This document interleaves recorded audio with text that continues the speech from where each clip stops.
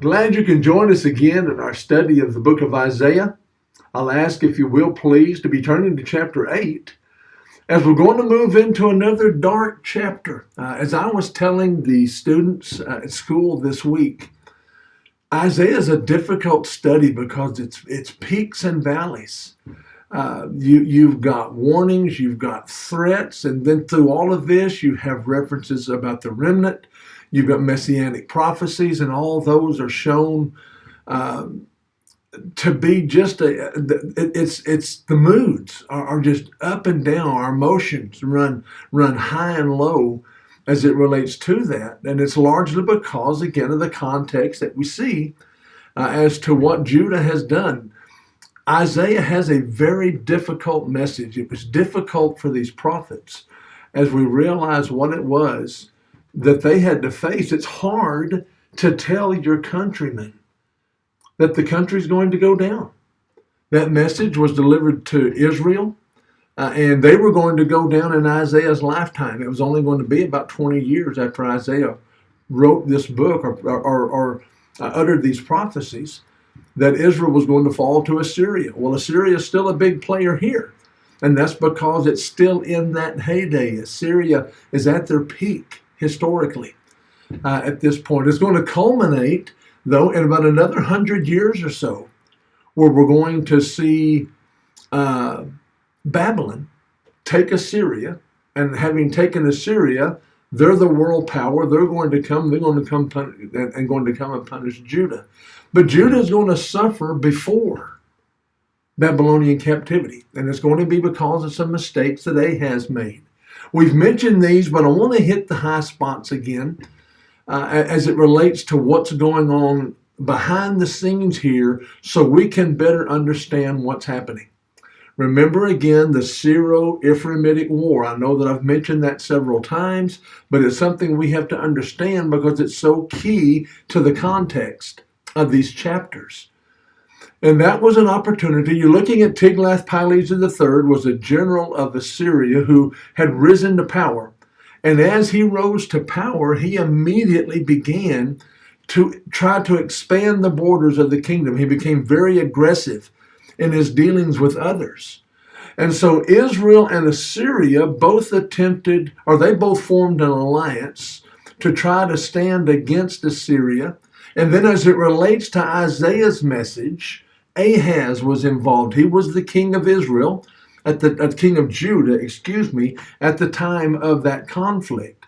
And he was being pressured by Israel and Syria, Samaria and Damascus, to form an alliance with them to help stem that Assyrian tide. He refused to do so, to his credit. But then at the same time, he decided that he was going to form an alliance, if you will, with Assyria. He was going to submit himself to them, and he was going to subject himself to heavy tribute in order to do that. When you look at chapter 7, again, we just looked at that prophecy of Emmanuel. Remember, chapter 7 through chapter 12 is now going to be seen as the book of Emmanuel. We're going to see that name come up numerous times. And so he was asked for a sign, and the sign that he was given by God when he chose not to give a sign was that Emmanuel was going to be born. A virgin should conceive and bear a son, and shall call his name Emmanuel. That Emmanuel is going to be a key figure. But it's something, as we said last week, if you'll remember, that Ahaz should have remembered. He was in the house of David. Promises had been made to David that God was going to keep his line pure, going all the way back to Genesis 49:10. The scepter shall not depart from Judah until Shiloh comes. And then you find that promise to David in 2 Samuel chapter 7 that God was going to keep the line pure. Ahaz, in that line, should have known those prophecies and should have been comforted in those promises, but he was not. When things began to heat up, he sought for a human response to the situation and what he thought was a human cure to preserve the kingdom. And that was with that submission to Tiglath-Pileser. Well, we're going to continue a message here in chapter 8 that we're going to see an attack on Emmanuel's land. Now, something else that I want you to remember, Isaiah had two sons. One is going to be referenced here, Maher-shalal-hash-baz, and the other is Shear-Jashub. The name Maher-shalal-hash-baz is a combination of two names. Maher-shalal and Hashbaz are in essence saying the same thing. It's something like speedy to spoil or quick to plunder. And so it's a message that's always given as it relates to Isaiah in the context of what's going to happen to Israel and Syria. And then the name Shear-Jashub means the remnant shall return. And that's used in very much of a positive concept, what should be a comforting, calming context as it relates to even through all of these dark times, even through the difficulty that is seen in this time in their lives, God is not going to forget his promises. Bear all of that in mind now as we move through the text. Let's look at the present crisis in verses 1 through 4 of chapter 8. Moreover, the Lord said to me, take a large scroll and write on it with a man's pen concerning Maher-shalal-hash-baz. And I will take from myself faithful witnesses to record, Uriah the priest and Zechariah the son of Jeberechiah. Then I went to the prophetess, and she conceived and bore a son.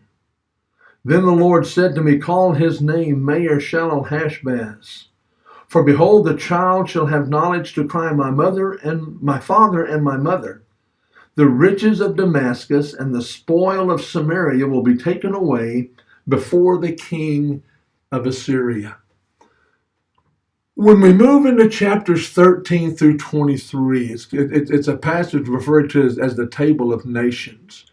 But it's a burden against all of those people that are around Judah at this time. And as the message is going to continue regarding Ahaz, what Ahaz needs to hear and what Isaiah was going to tell him was showing the folly of all attempted alliances with those around, because every one of them are going to go down. Assyria is going to be the world power. And then they're going to fall, and Babylon is going to take over.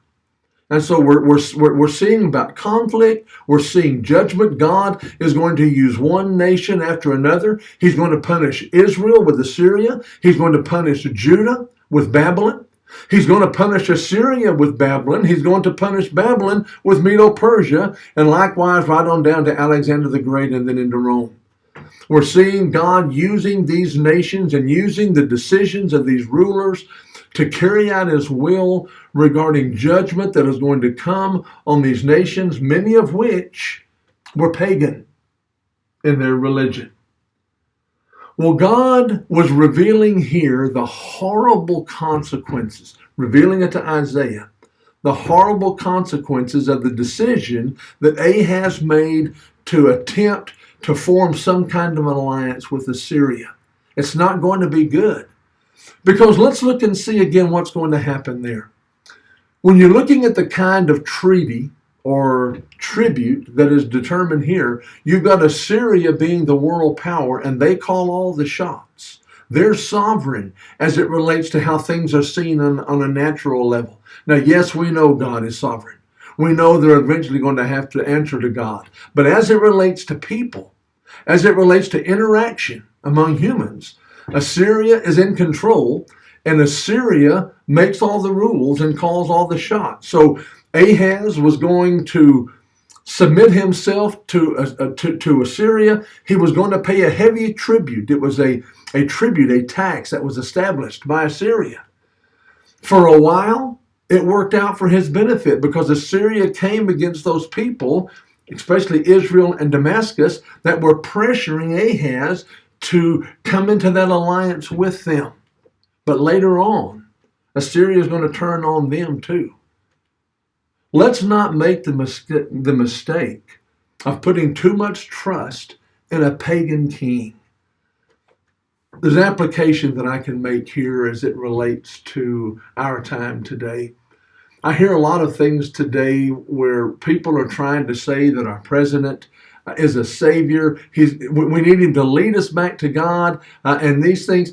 That's not his task. He has a role in government, and we are to respond favorably to that role in government. Romans chapter 13 and other passages bring that out.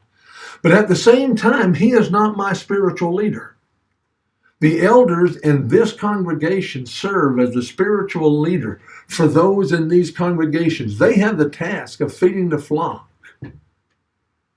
We need to understand that Isaiah had somebody higher to answer to. He was in that line of David. He was in that succession. He was therefore a part of the puzzle that God used to bring the Messiah.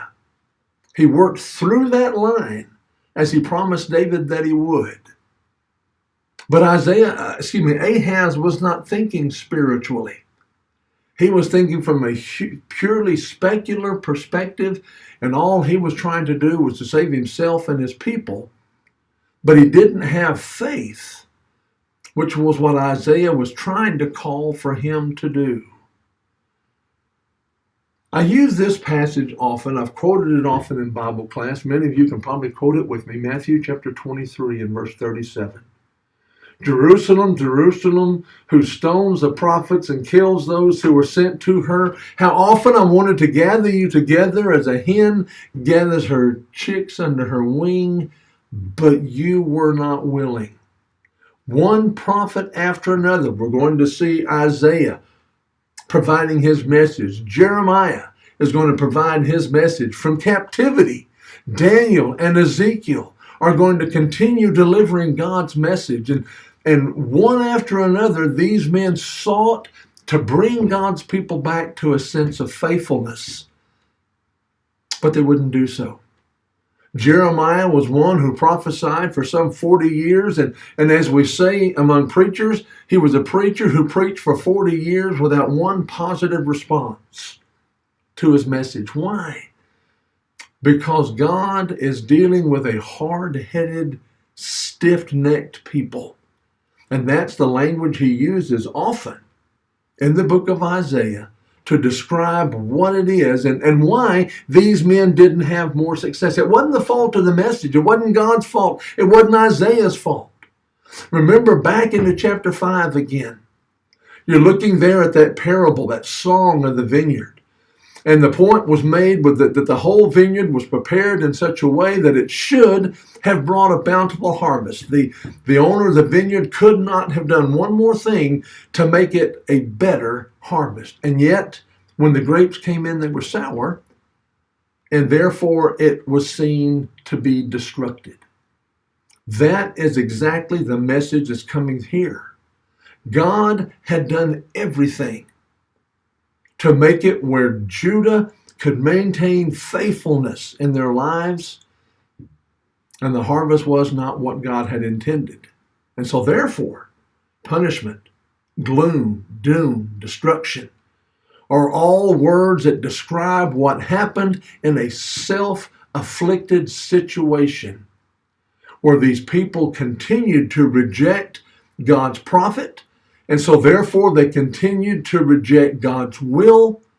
And it's a point that we're going to see again here in chapter 8 as we move along. So there's a message that's prepared on this large scroll. Very flowery, figurative type language that is portrayed to show a message that God delivered. The words to be written on it are translated, "Swift is the booty, speedy is the prey." And that's the play on words with the name of Isaiah's son, Maher Shalal-Hash-Baz, that is seen. Well, 2 witnesses are addressed there, and interestingly, the law of Moses required 2 witnesses for testimony to establish truth in serious matters. Deuteronomy chapter 19, verse 15, cross-reference that with Hebrews chapter 10 and verse 28. Jesus quoted this very passage in the context of Matthew chapter 18. A passage that is often abused is the end of that. Look at verses 16 through 20 of Matthew 18. And the context there involves discipline and Christ being with them during that time. But witnesses were seen in that very context as well. Uriah the priest was selected to be one of the witnesses, not because of faithfulness, but because of his position as priest. The only other record we have of him concerns his erecting an altar in Damascus, 2 Kings chapter 16 and verses 10 through 16. The other witness was Zechariah, and we don't know which one he is. He's otherwise unknown, unless he's the one who taught Isaiah to seek the Lord. 2 Chronicles chapter 26 and verse 5. Well, he then turns to the prophetess, and the prophetess was his wife in the context. And whether or not she actually prophesied is unknown. But that is the way she's addressed here in the text. And so Isaiah's second son, Meir Shalal-Hashbaz, received the name that God commanded to be written on that scroll or on that banner. Well, God explained the meaning of the words and the name given to Isaiah's son. And what he's talking about in the context is what's going to happen to Israel, Samaria, and Syria, Damascus. Almost lost my place in my thinking there. 733 BC, Tiglath-Pileser III of Assyria deported the people of Israel. It's only going to be about another 13 years before they're finished off, and they're eventually going to be fully carried away into Assyrian captivity. Damascus was likewise besieged, and it was plundered in 732 BC in fulfillment of the prophecy that is seen. Should have been an encouraging message for Ahaz, should it not? These were the two nations, the kings, who, because he would not join the alliance, he was going to be taken out of the way, and Tabal, that puppet king, was going to be put in his place. And if that had occurred, the line of David would have been broken. The purity of the line through which Christ was to come would have been tainted. That did not occur. Ahaz should have been comforted, should have been emboldened by these things. But that's not the case. Now let's move to verses 5 through 10 and look at a coming crisis. The Lord also spoke to me again, saying, inasmuch as these people refuse the waters of Shiloah that flow softly, and rejoice in Rezin and in Remaliah's son, now therefore, behold, the Lord brings up over them the waters of the river, strong and mighty. The king of Assyria and all his glory, he will go up over all his channels and go over all his banks. He will pass through Judah. He will overflow and pass over. He will reach up to the neck, and the stretching out of his wings will fill the breadth of your land, O Emmanuel. Be shattered, O you peoples, and be broken in pieces. Give ear, all you from far countries. Gird yourselves, but be broken in pieces. Gird yourselves, but be broken in pieces. Take counsel together, but it will come to nothing. Speak the word, but it will not stand, for God is with us. Okay, moving along through this section. The waters of Shiloah provided Jerusalem's main water supply. The Gihon spring from just outside was brought inward, and there was a conduit or a pool in the city. Remember earlier, they met with Ahaz there. He was probably looking at his water supply and checking it in preparation for the assault that he thought was coming. And so water was something that was key to them. if you're going to be safe, you've got the walls around the city, you've got gates that are fortified, you've got water coming in, you should have food supplies stored up, and so you're ready for any kind of attack. It's not going to be the case here. It's not going to work here. And he's even going to bring the Euphrates into mind, and he's going to use what was probably a very natural occurrence, a flood, and the Euphrates coming up out of its banks, to describe how Tiglath-Pileser III is going to come through. He's going to overflow. He's going to flood. He's going to destroy everything in his path.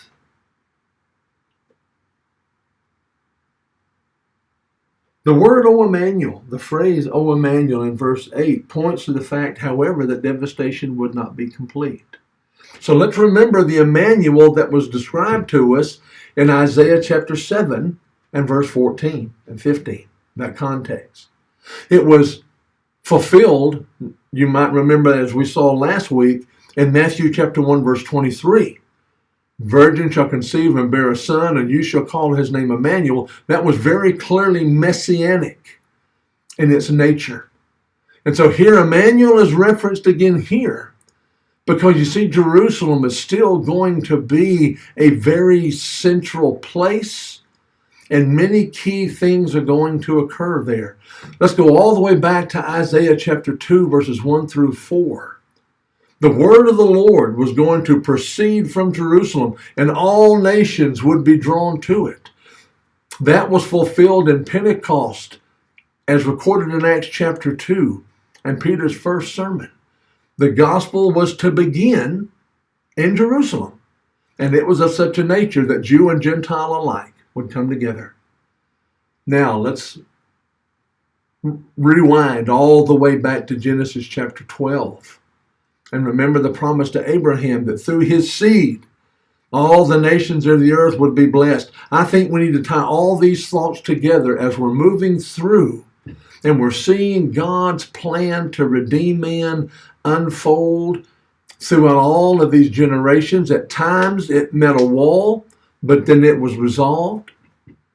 You see the remnant? If Judah had been taken into captivity and that's where the story ended, then God's plan would have ended, but the remnant's going to come back. And Isaiah mentions that remnant numerous times. I'll also go ahead to the book of Esther. We've mentioned this before, but this is a time to mention it again. If Haman had had his way, all the Jews would have been exterminated. However, I believe providentially, Esther was made queen. She exposed the plot of Haman, and the line of the Jews again was not broken. The line through which Messiah would come is still sure, and it's still pure until Genesis 49:10 is fulfilled in Christ's birth, in him being declared to be that king of the tribe of Judah. Verses 9 and 10, kings and kingdoms came against God's people, but those kings and kingdoms would not stand. If you're making notes, you might jot down Psalm 2, verses 1 through 6 here, and you'll see a very similar type message being portrayed there. God used these kings. He allowed them to have their way for a time, but would ultimately protect his people, and he would fulfill his promises to them. Powerful messages of hope that ring throughout this. Now, just a preview. Lord willing, next week we're going to be looking at chapter 9. And we're going to see that great prophecy of the king who's going to come, and the government would be upon his shoulders. Another high point. We had a high point there in chapter 7 about Messiah coming. And now we've got another low here in chapter 8. We're going to go to another high in chapter 9. We're going to see another high in chapter 11. As even through all of the harsh language and the difficult situations that are presented in these pages historically, the positive message is Messiah is coming. A message that was seen throughout. And again, remember, when the remnant came back into the land, idolatry was not a problem again. Haggai Zechariah, Malachi, those post-exilic prophets all brought that focus again to Messiah is coming. 425 BC, Malachi closed his prophecy with the fact that Messiah was coming, and one like Elijah would prepare the way for him. In some 400 and some odd years, that was going to be fulfilled. First of all, in the person of John the Baptist, who was seen as Elijah, and then Christ being declared to be that Messiah. Well, let's look at a crisis again in verses 11 through 22 and close out this chapter.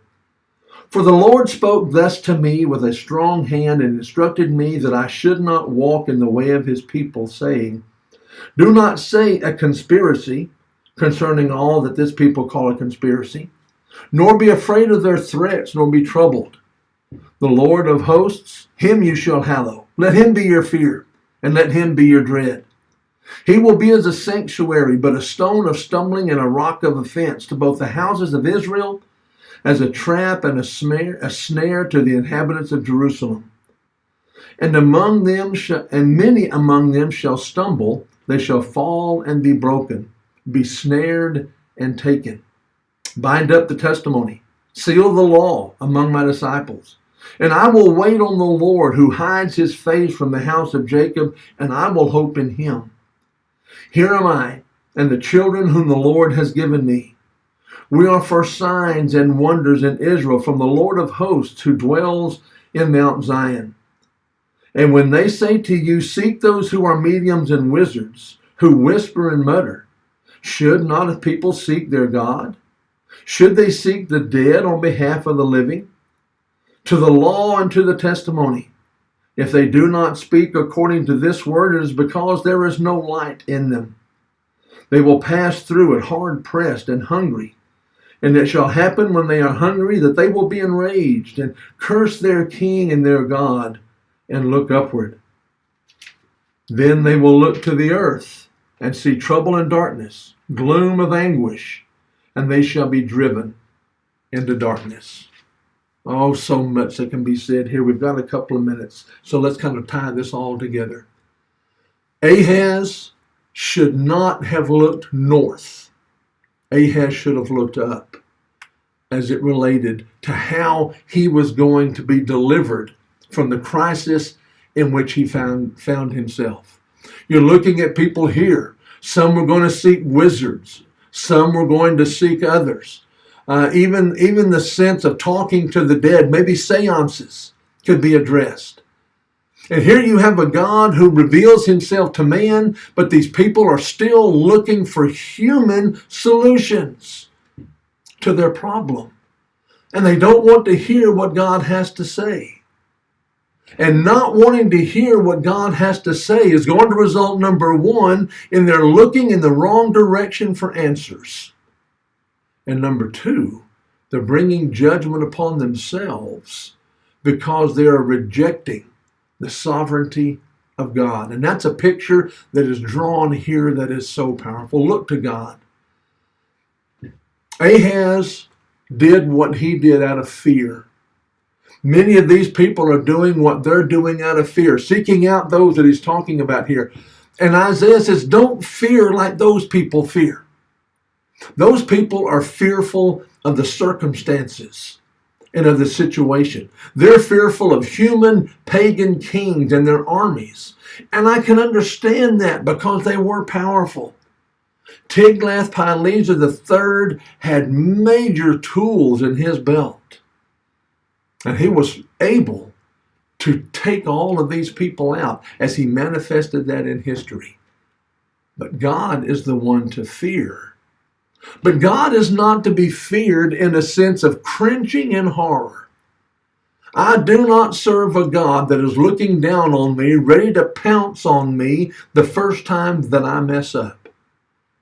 I have a God who wants me in heaven so strongly that he sent his only son that I could have the opportunity for that. That's the God that Isaiah is told to seek here. Fear God. Have an awe for him. Have a respect for him. Don't do like the people are doing.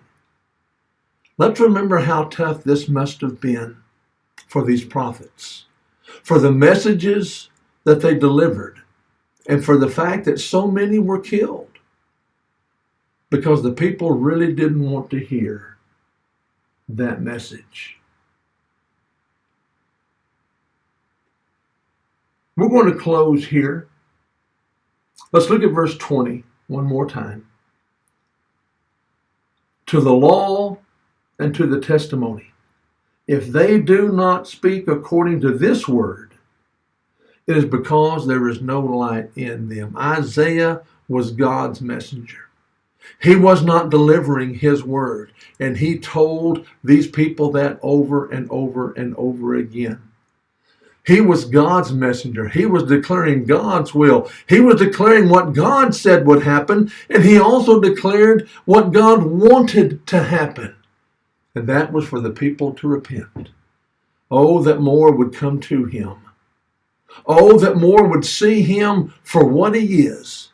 Be filled with awe, be filled with reverence, and walk this life with confidence. Not because of who we are, but because of whose we are. Thank you again for joining us. I hope that you'll come back next week. I hope that you're benefiting from these lessons.